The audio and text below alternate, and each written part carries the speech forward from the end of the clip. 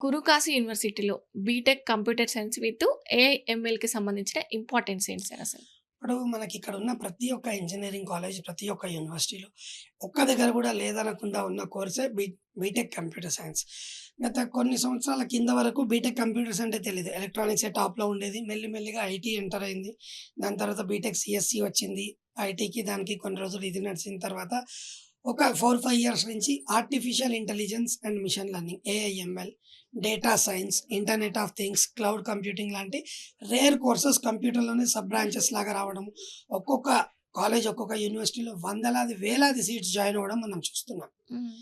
ఒక దగ్గర 5,00,000 for 4 years స్టూడెంట్‌కి ఫీజ్ దగ్గర నుంచి స్టార్ట్ చేస్తే, మన తెలుగు రాష్ట్రాల్లోనే 20, 25 లక్షల ఫీజ్ తీసుకుంటున్న యూనివర్సిటీస్, ఇంకా ఎక్కువ ఫీజ్ తీసుకుంటున్న యూనివర్సిటీస్ కూడా ఉన్నాయి.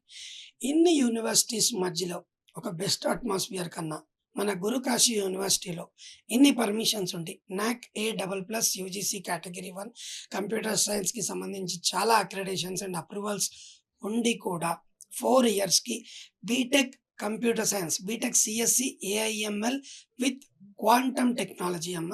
ఇది హ్మ్. మన చంద్రబాబు నాయుడు గారు క్వాంటమ్ వ్యాలీ అని అనౌన్స్ చేశారు మనకి హ్మ్. ఆంధ్ర అమరావతిలో. చాలా మంచి ఫ్యూచర్ స్కోప్ ఉన్న యూనివర్సిటీ మనకు క్వాంటమ్ టెక్నాలజీ. హ్మ్. ఇలాంటి యూనివర్సిటీలో ఈ కోర్స్‌ని కేవలం 4 సంవత్సరాలకి హాస్టల్, ఫుడ్, అకామిడేషన్, స్పోర్ట్స్ అన్ని ఫెసిలిటీస్‌తో కలిపి 8,00,000కే అందిస్తున్న అద్భుతమైన అవకాశం ఇది. 8,00,000లో కూడా ఎటువంటి డొనేషన్ తీసుకోకుండా అప్లికేషన్ ఫీజ్ చేసుకొని అన్నీ హాస్టల్ ఎవ్రీథింగ్ దాంట్లో కవర్ అయ్యి sports fees, library everything cover అయిపోతాయి. ఓన్లీ ఎగ్జామినేషన్ ఫీజ్ ఒక్కటి స్టూడెంట్ కట్టుకుంటే సరిపోతది.